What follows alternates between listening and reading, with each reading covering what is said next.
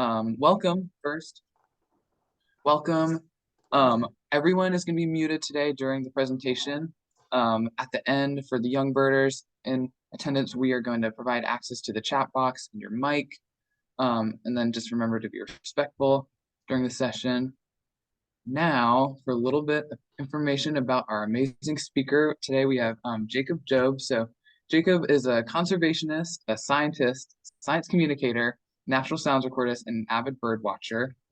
He's currently the Associate Director of CSU's Bird Genescape Project.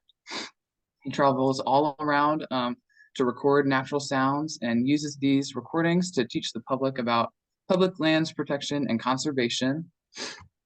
His work is featured in a lot of amazing national parks. And then he has a doctorate in ecology and evolutionary biology, has been recognized as a National Geographic explorer. So without further ado, Jacob, if you want to start sharing your screen and telling us about your amazing project that you have going on. I will just give you a quick update real quick. I'm no longer the Associate Director of the Genescape Project. As of 2 weeks ago, I'm the Communications Director of the Bird Conservancy of the Rockies. Very cool. Yeah, I'm very excited to be in that position. It just popped up all of a sudden. I didn't even know it was going to happen. And anyway, that's where I am now. Awesome. And I'll talk about that a little bit at the end. There's some opportunities for you guys to maybe get involved. Let me see. Share my screen. And how did I do this? Let's do this. How does that look to you all? I'm seeing like two different screens right now. It may just be the way that you're displaying it. Really? Jacob, I would maybe instead of putting it in that slide, at that presentation mode, if you look down at the bottom left of your screen, that one slightly over to the left, I think it's read mode. If you'll just start to share one more time and have like your regular PowerPoint pulled up, I can tell you which one to click on. Okay, so let me go back to that. We'll go to screen one. Share it. Wait, I got to stop sharing actually because I have to share with audio. I forgot about that. Okay. Share with sound, and now we can do it. Okay, which one? Okay, so the one that makes it look the best when I do it is that go over one more to the right. That one, but I'm not sure if it's going to use your audio. So let's try the slideshow one more time. Okay. And I can switch screens. So you're seeing two screens right now? Yeah. Yeah. We're seeing two slides and the notes. Yeah, you're seeing the presenter view. So let me just change that real quick. So we're gonna close this and we are going to where's the view? There's a view, use presenter view. Let's try this. Still the same? Let's see. It gets frozen. Is it? Can you hear me? Yes. There we go. I think it was not sure. I think yeah. Let me do this. I have an idea. So let me come back to you. You guys, I promise this will go more smoothly. How's that? Perfect. That looks great. I just had to switch things. Okay, so this is the title I think I sent to you guys in advance, joining the Nighttime Bird Surveillance Network. I named it that because I wrote a podcast, which I'll talk about with Scientific American, called the Nighttime Bird Surveillance Network. And really what I probably should have called this talk was why you should consider birding at night, because that's the gist of what I am trying to convince you all, that it's worth your time to spend your efforts birding at night in addition to birding during the day. So hopefully I can convince you of that by the end of this talk. Traditionally, when we think of bird watching, this is what we think of. So during the day, various habitats, binoculars are out, forests, wetlands, lakes, rivers.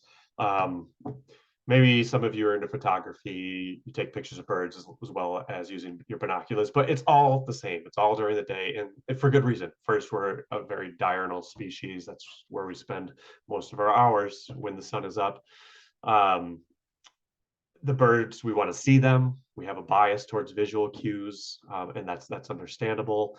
But for any of you that are birders bird by sound, I think this will definitely appeal to you, because birds aren't only active during the day. They're active at night, especially during migration. And yeah, you can't see them, at least not with your eyes, but you can definitely hear them. And I'm going to walk you through how to do that, and sort of the world that can open up to you. So hopefully you get excited about that. So I want you to kind of think about, as I'm talking to you about this, I'm talking to you about it from the perspective of my backyard. This is a generic bird feeder that any of you might have in your backyard. But what I'm trying to tell you is this will transform how you see your backyard as a resource for birding. Most of the birds we have in our backyard, they're either passing through or they're drawn there because of food or water resources, like a bird feeder like this. And because of that, during the day, these are sort of the species that have been or I've seen or heard in my backyard. Or actually, these are the most common species that I've seen or heard in the backyard. These are the ones I regularly have during the day. It's not a bad list. For those of you that are in the East, which is probably all of you, there are some species on here that you would love to have in your yard. But for me, I look at that now and I think, oh my gosh, that's just the tip of the iceberg of what is using my yard, what's passing over my yard, what opportunities there are to see what's coming through the area. So that's what I'm really excited to share with you. So transition, daytime to nighttime. This is a generic backyard. You look up in the sky, you see the moon, the stars, but it's also an opportunity, one that only Blair and Blair's mom, I forgot your name already, I apologize, but we were talking before the rest of you got here about COVID, the pandemic, and especially 2020 when we were all locked down and stuck at home. This whole concept I'm talking to you about happened because of lockdown in 2020, because I got bored and I created the tools necessary to monitor migratory birds at night during migration. And so never in a million years did I think this scene that you see on my screen would be conducive to bird watching. But I can't help but think almost about this first when I think of bird watching now rather than daytime. The reason it's such an opportunity are these two simple facts on the screen right now. 75% of birds that are migratory do so at night. That's a massive number. And I think it's something on the order of 80% of bird species in the United States are migratory. 75% of those 80% do so at night. And so they're awake and active at night when we are in our beds asleep. So the birds are there. And yeah, we can't see anything, but while they're migrating, they are vocalizing while they fly. So if you have a good ear for birding or for birds, this is an opportunity. Excuse me. This is an opportunity to be able to identify what's passing over your yard at night. So those two things right there, it gives you that chance.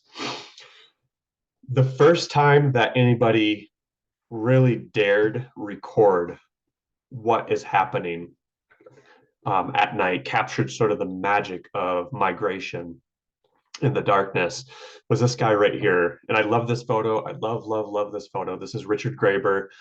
Him, his wife, and one other colleague in grad school studied bird migration back in the late 1950s.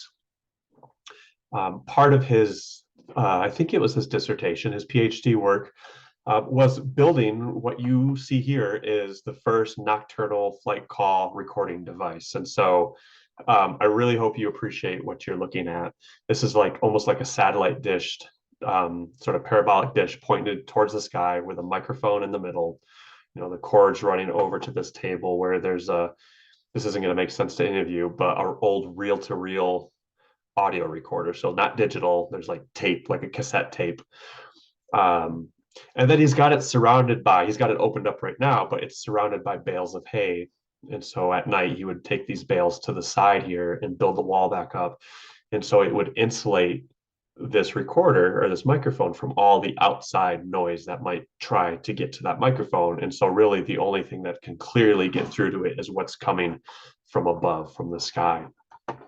And so this is a good time, actually, if all of you have speakers or headphones, go ahead and make sure your volume is on and turned up. I don't know how loud this is going to be, so I'm sorry if this is super loud, so be ready to adjust that. But the majority of this talk is going to be full of audio, and I think that's the entire beauty of nocturnal migration monitoring. So what I'm going to play for you, though, is this historical piece of audio.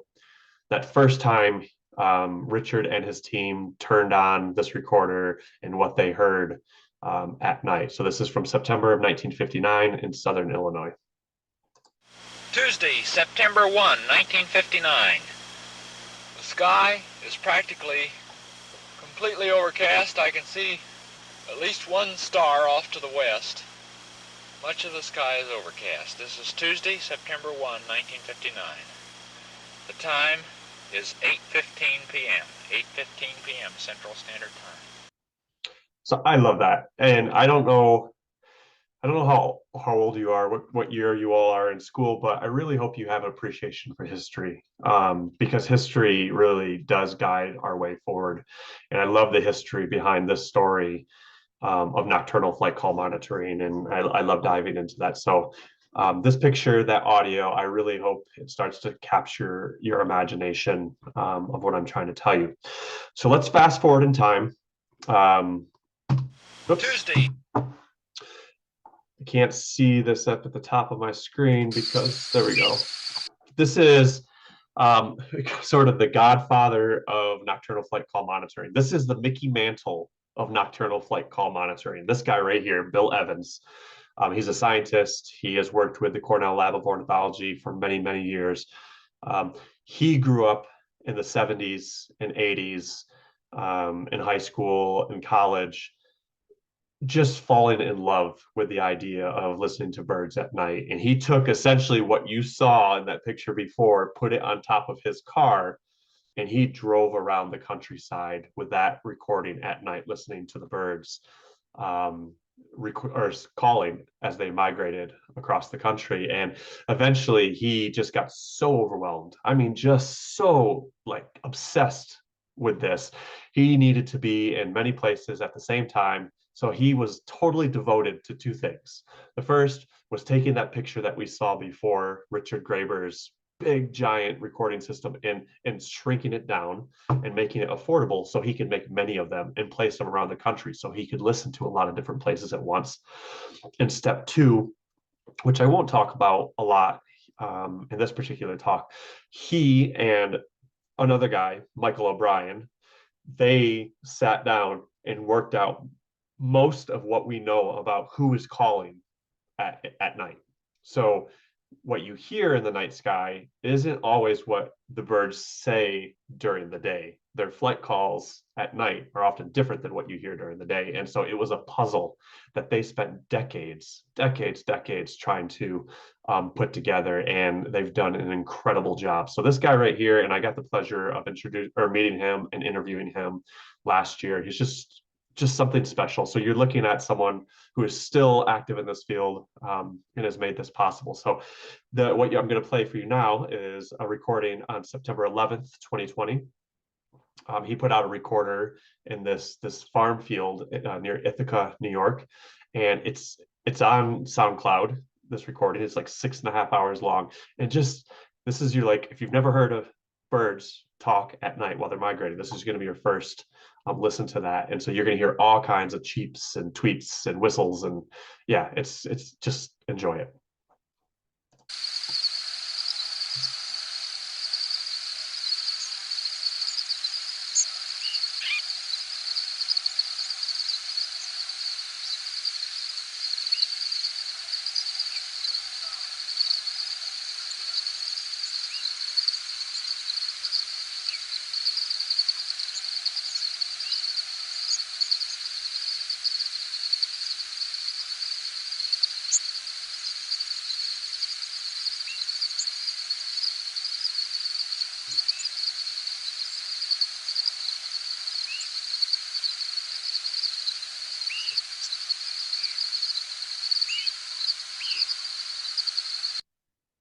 It's cool.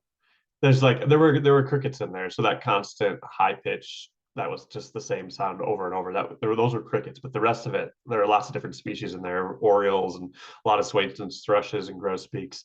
But it's cool knowing that Richard Graeber, that 1959 recording, which you didn't get to hear the birds because it didn't turn out very good. It was much lower quality technology, had turned into this recording by Bill, and what we're all doing now. So I think that's neat.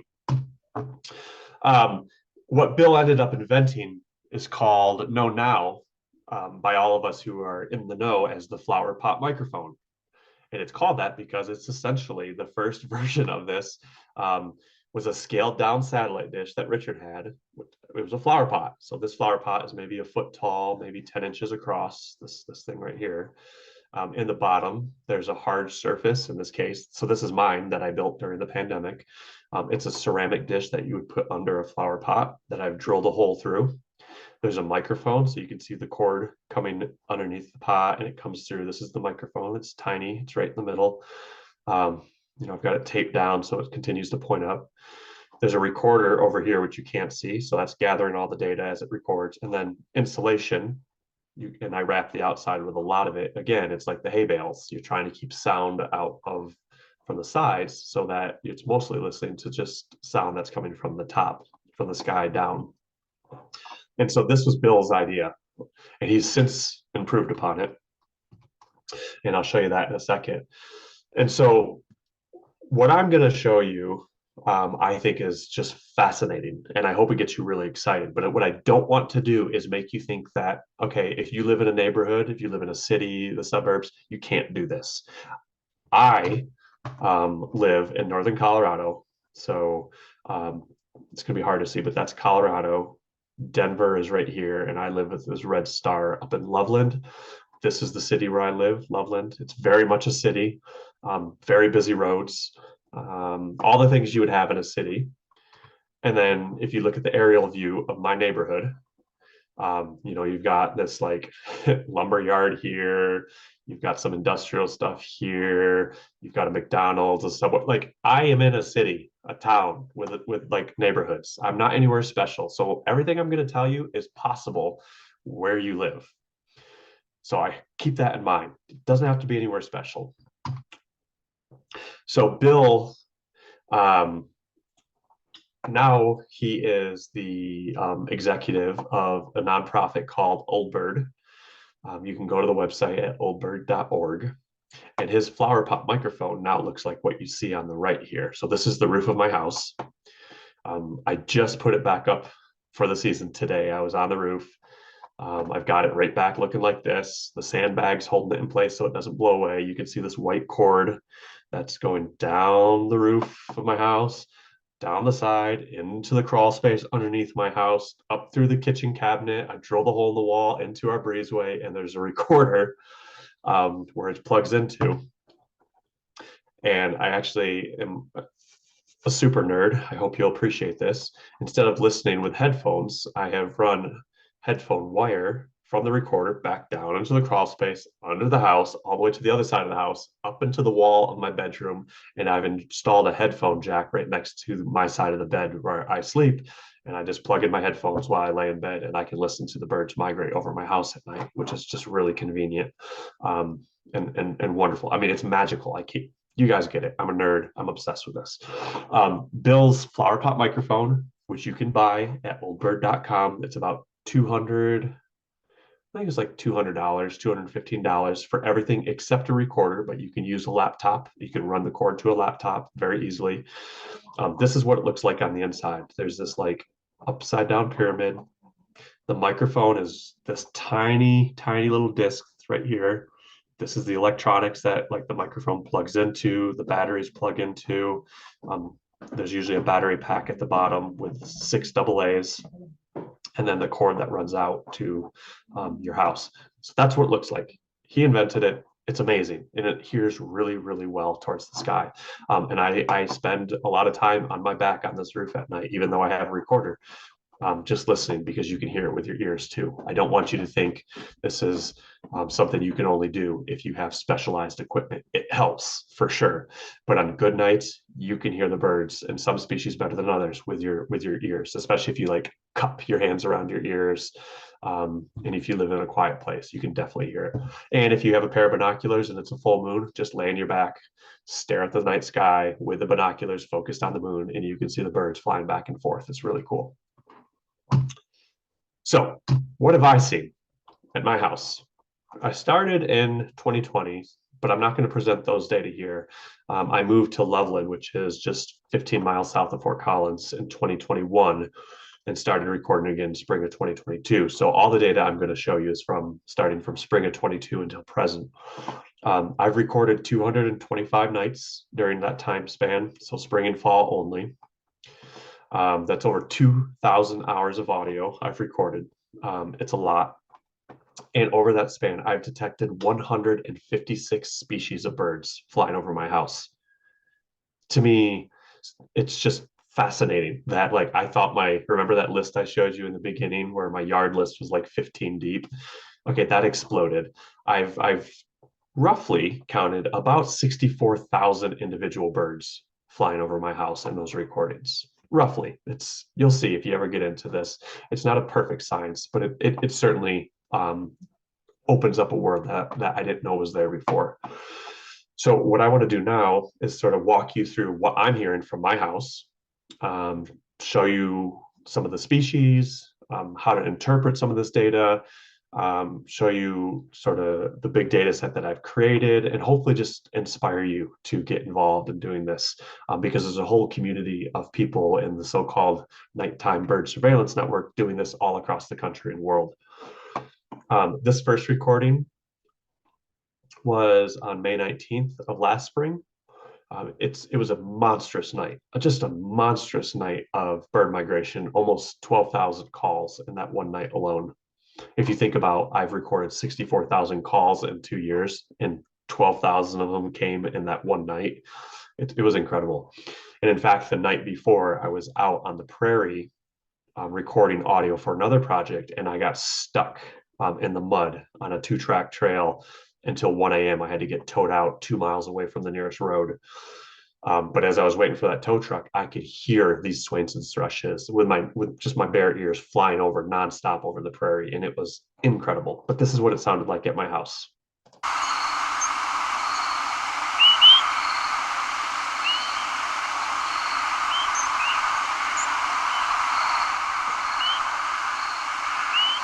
Those are Swainson's thrushes.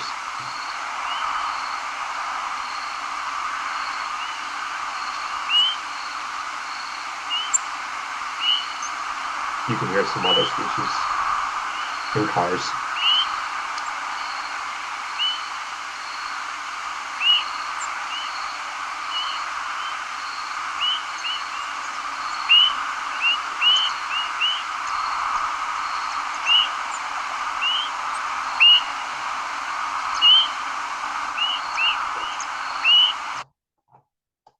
So I stopped it a little bit early, but you get the idea. Those beep, beep, those are Swainson's thrushes, and they're just a massive movement coming over my house. There are other things you can hear too, and we'll hear some more of that.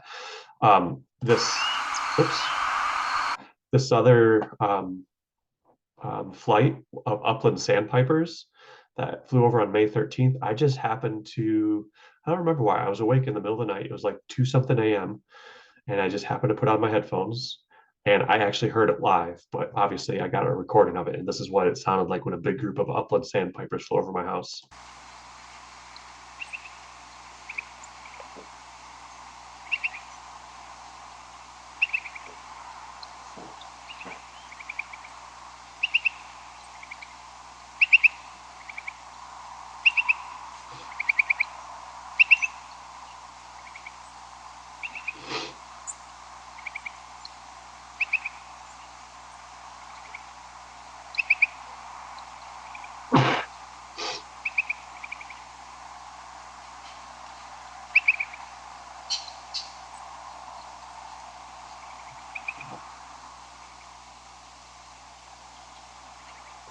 Yeah, so you can hear they kind of started off in the distance and then flew right over there loud, and then they got quiet again, which is really neat.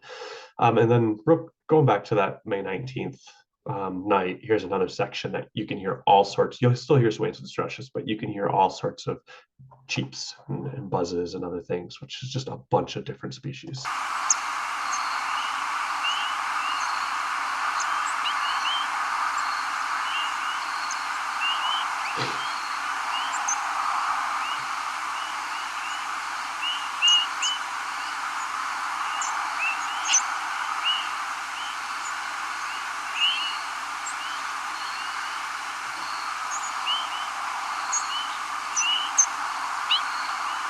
That's a bobolink.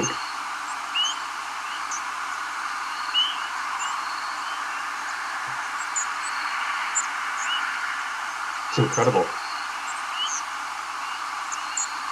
And there's a pair of lizard bumping.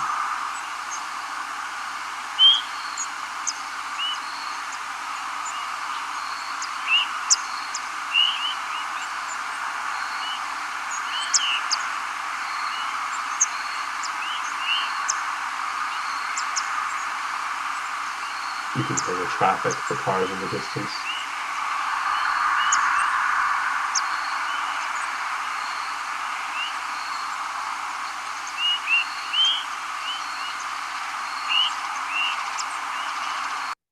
So it was just an incredible night. And it's just, you could hear it with your ears. Didn't have to have some of this equipment, but it helped. What I want to show you now are some of the species that I've detected.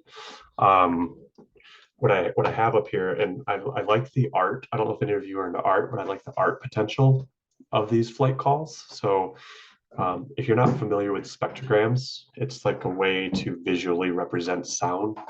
Time is on the x-axis, and then frequency is on the y-axis. Even though I don't have any axes here, you can imagine there would be. And so this is what a note of a brewer sparrow looks like. And I love sort of just taking these call notes and isolating them by themselves and putting that information. So these are all recorded back when I was working in or living in Fort Collins. So this brewer sparrow, since 2022, I've detected over 1,000 of them. This particular call was recorded on May 15th, 2021 at 2:26 a.m. and it's approximately 87 milliseconds long. And this is what a brewer sparrow sounds like. You're gonna have to listen quickly, and not all of this is gonna be easily identifiable, but some of them will be. That's it. It's not much to work with. It's easier to identify what they look like. This is a chipping sparrow. Easy to identify by sight, and pretty easy to identify by sound. I've detected almost 10,000 of them, so they are one of the 2 top species I detect. So it's going to sound like a tweet. You can listen to it and try to follow the shape of the spectrogram as you hear it. It's that first note that's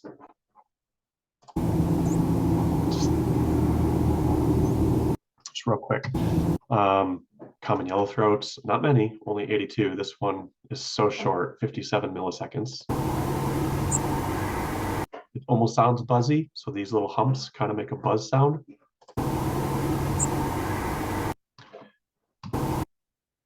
Grasshopper sparrow, really easy to identify by sight and sound.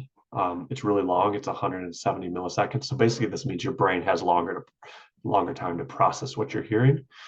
This is what it sounds like. Just a real high-pitched C.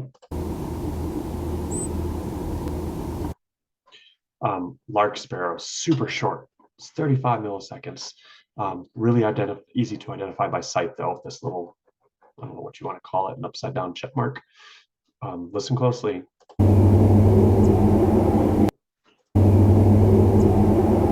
Real quick.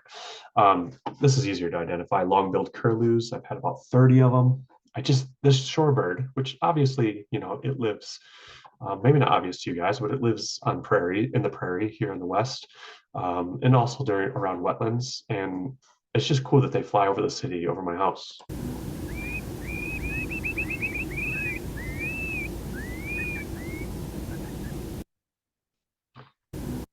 Again, lesser yellowlegs going up to the boreal forests of Canada, Alaska, even north of the boreal forests. But here they are coming from South America, going over my house on the way up to the boreal forest. I've only had 12 of them, but look how cool the art looks. Those calls, and listen to it.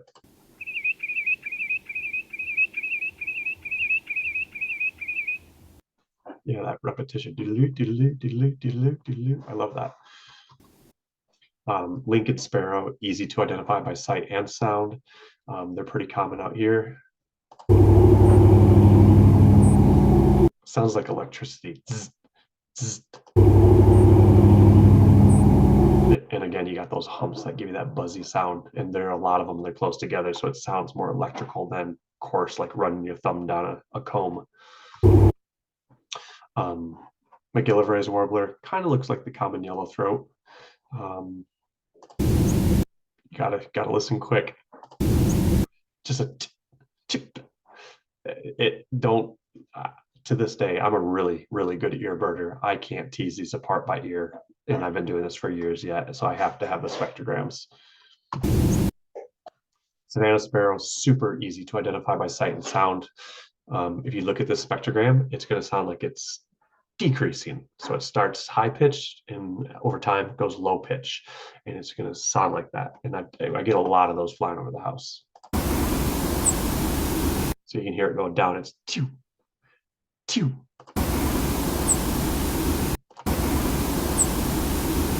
Contrast that with this next guy. It goes up.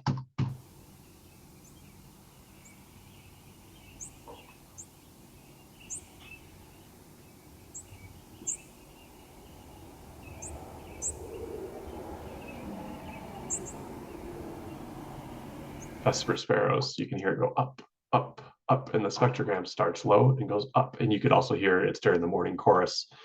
That particular morning, obviously I've pulled that recording from a different time, unless the robins started singing at 1:30 a.m. But that recording was pulled during the morning chorus. You can hear all those robins, which I think is pretty cool. Soras, I don't live on a wetland, near a wetland, but they fly over the house quite regularly.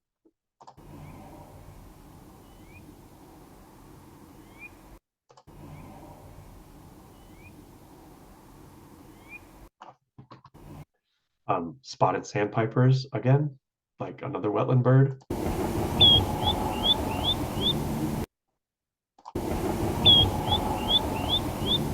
And it's not like they're rare. I've detected almost 500 of them flying over. Here's the one you heard before, Swainson's thrush. These super common, almost 10,000 of them. This is what their calls look like. They're longer, almost 200 milliseconds. You should be familiar with these a little bit by now. Can't mistake them. Virginia rails, again, secretive marsh bird, really hard to see, but they're flying over my house while I'm sleeping. Let's see where to go. Oops.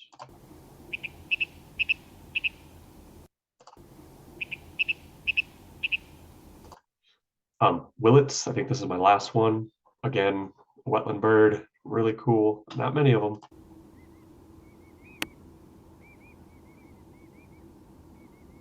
Way up in the sky, way up in elevation. Okay. So what I want to show you now is I've put together all these data into some visuals that allow you to see what I've detected. And so I told you I record during the spring, during the fall. Spring has bigger nights. So this is that really big night. I guess it was almost 11,000. In these big nights, but overall, it's more concentrated. I don't know if you guys know that, but like spring migration is a very fast migratory period. It's over quickly, versus fall migration, it's more intense for a longer period. It's less intense, but for a longer period of time. So you can see, I think I've started around August 15th, maybe a little bit earlier, but like it's a lot more active almost all the way through October. Then you get a sharp drop off where it gets pretty quiet. So that was kind of neat to see that, but I'll pull up this data set and hopefully you guys can see this. I think I might have to stop sharing. Well, let's just try it, see what happens. Let's do this. Stop sharing. Let's share again, but let's share screen 1. Okay, so you can see my data set here. This is this website is called Tableau Public. It's free and it allows you to create visuals. And so here's Colorado again. This dot represents my flight call station. If I zoom in on it, you can see there's the city. That's as far as I can go. Where I live, that lake, that lumber yard, the industrial area. So that's where I live. If I come back out, put you back in space across the United States, you can see where you guys are down here, not over there. But anyway, total birds per night, you've seen this. So this is all the species. I can turn it off. So here's what 2022 looked like. You know, fall was considerably bigger than spring that year. But if you look at the 2023 data, those spring nights were really big that particular year. But fall generally has more birds for a longer period of time, like I mentioned. If you don't want to look at all the data, if you want to look at certain species, like let's look at Swainson's thrush, since they're so common. You can turn on just Swainson's thrush, and you can see Swainson's thrush, at least in Colorado where I live, they're mostly a bird that we detect in the spring here, very much less in the fall. They take sort of a circular migratory route. They come up through Colorado and the plains in the spring, but in the winter they go across Canada and down the East Coast. So it's like a circular route. They don't take the same route to and from. And so that's cool that the data bear that out. Chipping sparrows, for instance, where is it? Chipping sparrows. We'll do this one real quick. You can see it's a different story. We get a lot of them in the spring, but in the fall, we get lots and lots and lots of them. And generally, I will say like fall migration is much more active than spring migration because there are more birds. There are more than twice as many birds because all the birds that came up in the spring went and had offspring, and now their offspring are coming back down south with them. So that's fun to explore. And then in general, I'll just show you. These are the running totals of species that I have detected out of those 156 species. And it's pretty incredible, like 21 barn owls flying over, only 1 Blackburnian warbler I've detected in all my time, because that's obviously an eastern species. Broad-tailed hummingbird, lots of Franklin skulls, duck species. Sometimes you can't tell, that you just hear their wings whistling as they fly over. Common poorwill, only had 1. LeConte sparrow, I've had 11. So anyway, all that to say is you can collect a lot of data. Lots of Wilson's warblers, over almost 4,000 of them. And then in general, you can see almost 64,000 total birds. So let me stop sharing, get back to my presentation.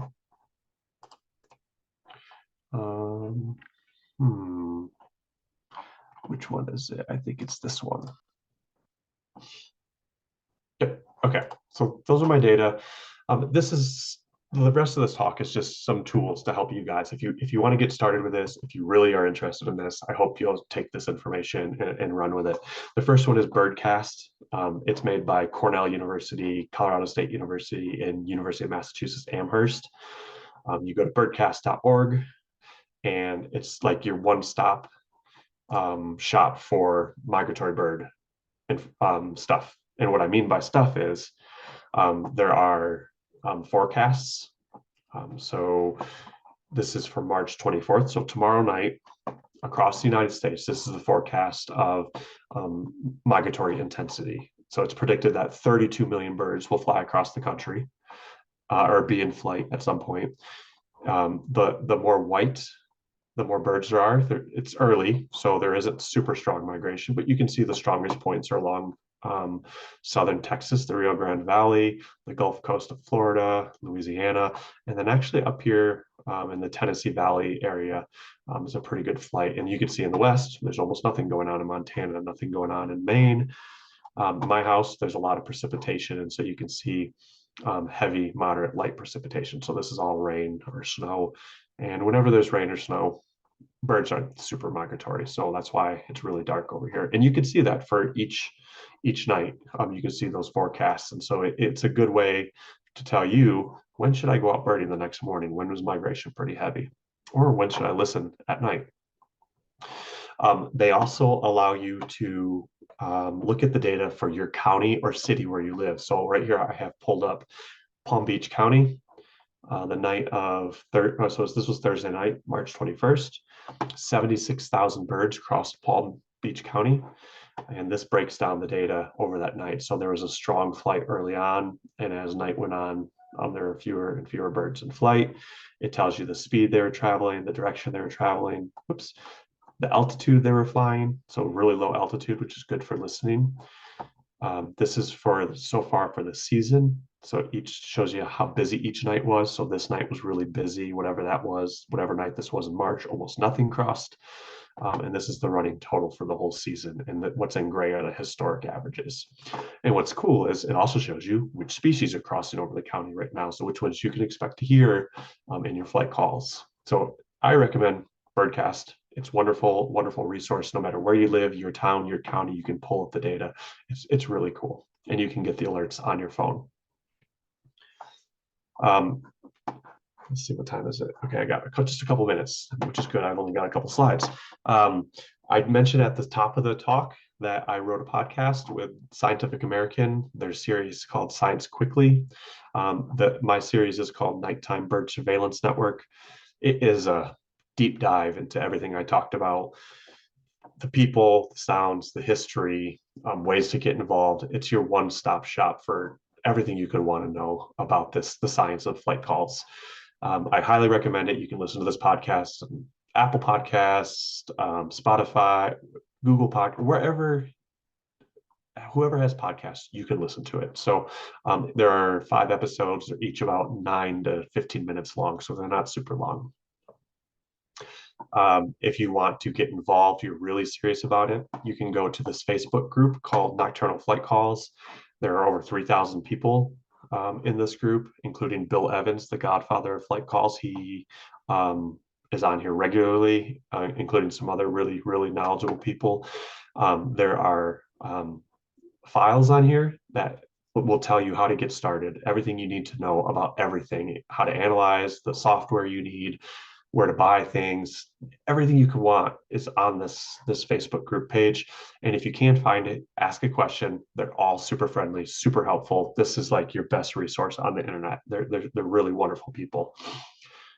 And then finally, as I mentioned, I work for Bird Conservancy of the Rockies. Part of my job as communications director is to spread the word about the work that we do. One of the things that we do we have bird camps in the summer. They're overnight camps, which would be more appropriate for any of you all because you live so far away. Ages 12 to 17, there are scholarships to help fund the costs of getting out there and doing these bird camps. Registrations are now open. They're super fun. They go on field trips all across Colorado, into the mountains, all the different places. So if you go to Bird Conservancy's website, you don't have to remember this long URL, but if you go to the website and if you just do a search for bird camps, you'll go to the website and you can find all of this information, including videos and what to expect. It's just a really cool opportunity that I think you all, if you're even remotely interested, should investigate. And with that, I will stop sharing. I'll let you guys ask all the questions that you could want. And yeah, let's see how we can get you signed up for all this stuff, doing this.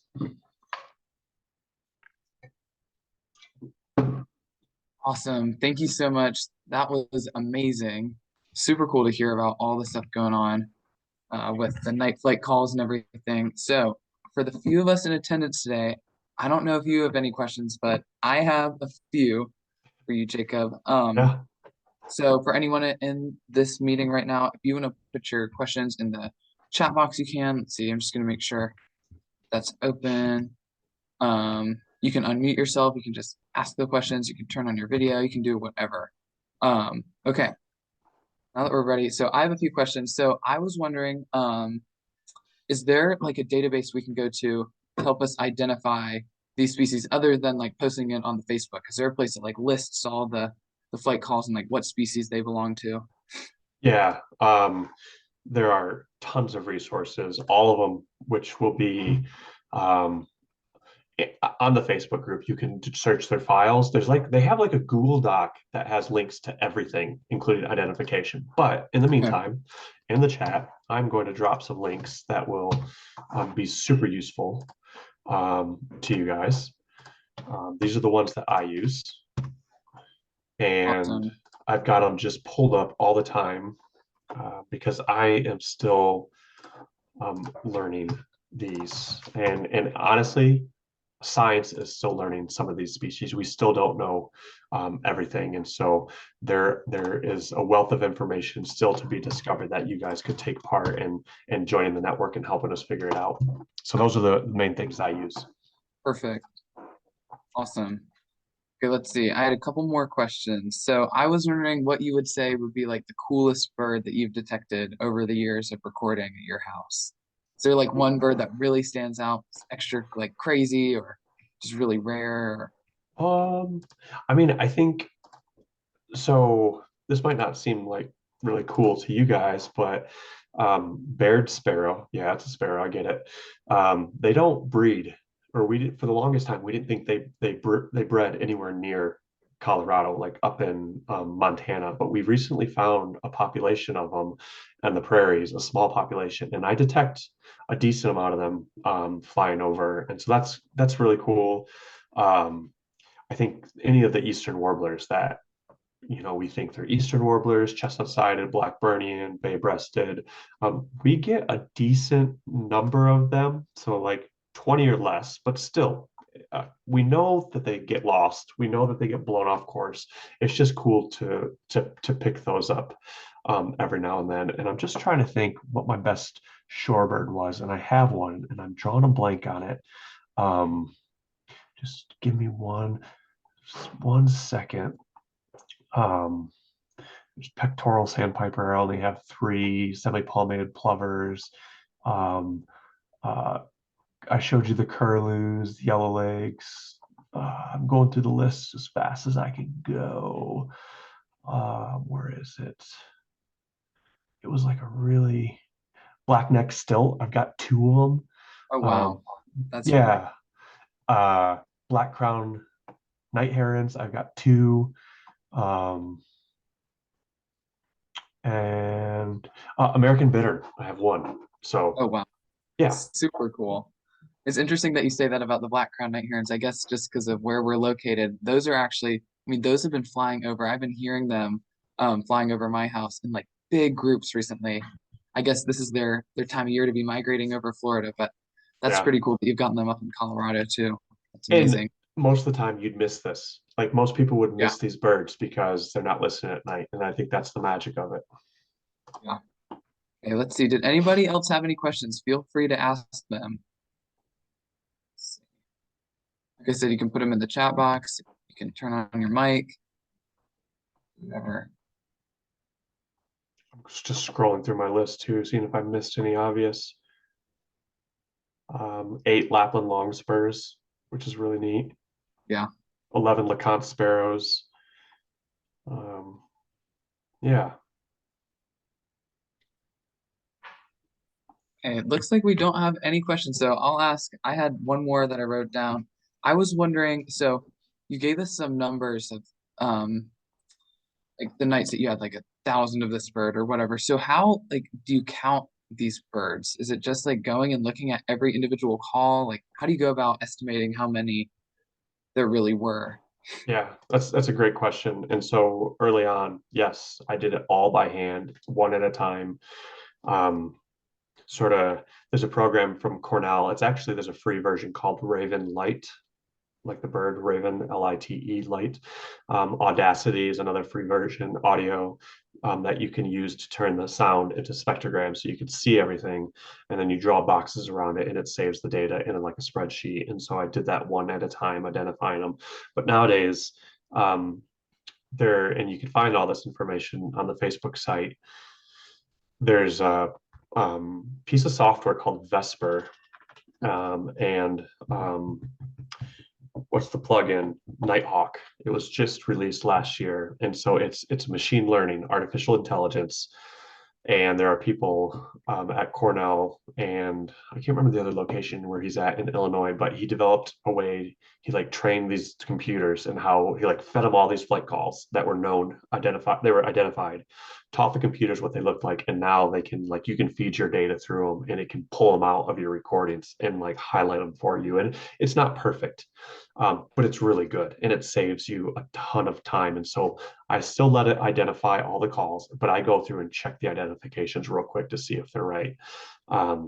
It's a fairly decent amount of work to get set up. But again, all the tutorials are either online or on that Facebook group, and people will send you to them so you can get it set up on your own computer. And some people don't do that. Some people don't want the data. Some people just want to sit and listen as birds fly over, and that's good enough. Yeah.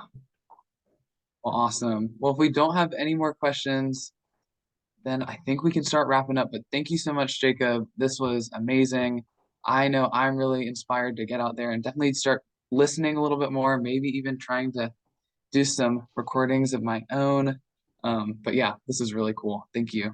Yeah, you guys are very welcome. And like I said, I hope I got you interested in even a little bit. You don't have to start now, but one day it may just like in the back of your mind, you think, maybe today's the day I'm going to start doing this. Who knows?